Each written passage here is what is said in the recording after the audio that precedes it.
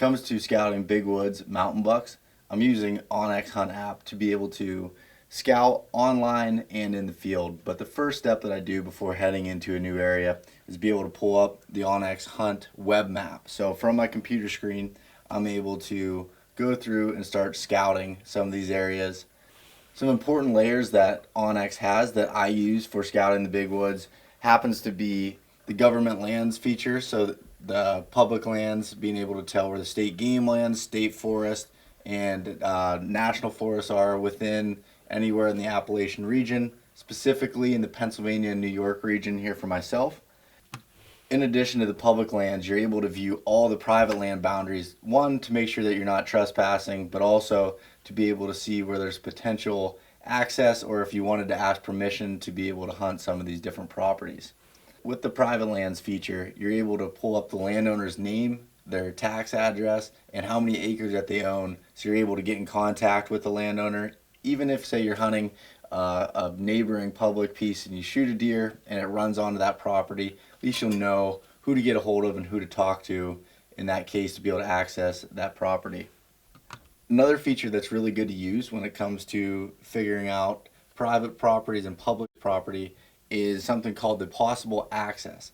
And in Pennsylvania, we have a tab here in the layers under the Pennsylvania tab that says PA possible access. When you turn that on, you're able to see, shows that we have over 520,000 acres of land that could potentially be open to public hunting, and usually that's including timber and land conservation groups that have these properties.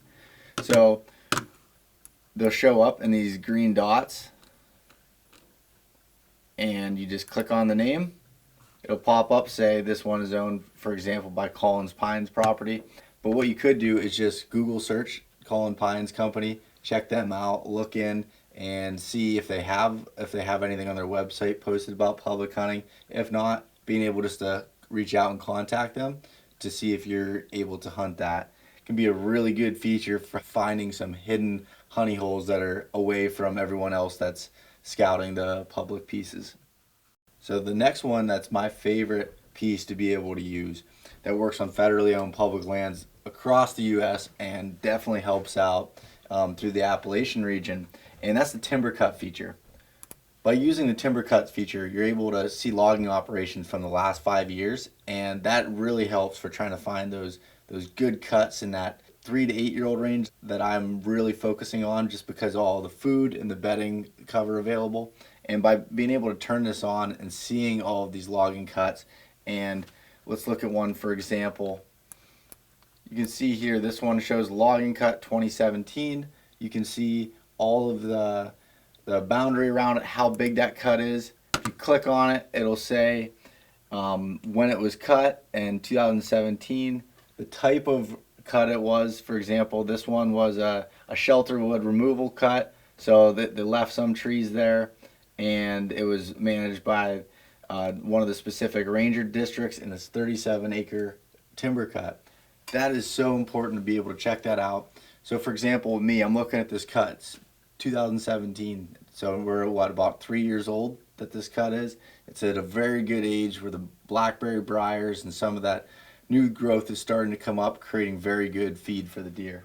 Another important layer that I use in just about every state that I'm in when I'm hunting public land is the trails and rec layers, and I'll turn just about all of them on. The trails, the trail slope, trail mileage, motor vehicle trails and roads, and what these all mean basically is you're able to see where there's hiking trails at, where there's potential access for yourself and also other hunters. And by having the trail slope feature on, you can see the differences in the colors from yellow to red for more difficult trails, and the green ones are a little bit milder, less sloped. And in between portions, they'll have trail mileage. So when you have that feature turned on, you can see here, this one's 0.9 miles in between access points or forks in the trail. And once again, this is a feature that I like to use for access if I want to get further back into a spot, but also realizing that other people can do the same thing, and it's an easier walk for them. So pay attention to that when you're picking some of your spots. The motor vehicle feature allows you to find out where there's the ATV trails or possible 4x4 access, and even areas that are only open certain times of the year. And these are identified by these purple and kind of pink dotted lines. When you click on these trails, it gives you a trail ID, tells you what it is. Like for example, this one was open for ATVs, off-highway use, less than 50 inches wide, and it's seasonal. The dates they have listed there, the time frame when it's open. In addition to that, they also have the ranger district, anything else to be able to get a hold of them to figure out, what's open, what's legal, if you had any sort of questions. I tend to stay away from the areas that have off-highway vehicle use and also 4x4 vehicle use during the season, just because most of the time that's going to be the easiest access and people are going to utilize that to get back into areas that they normally wouldn't.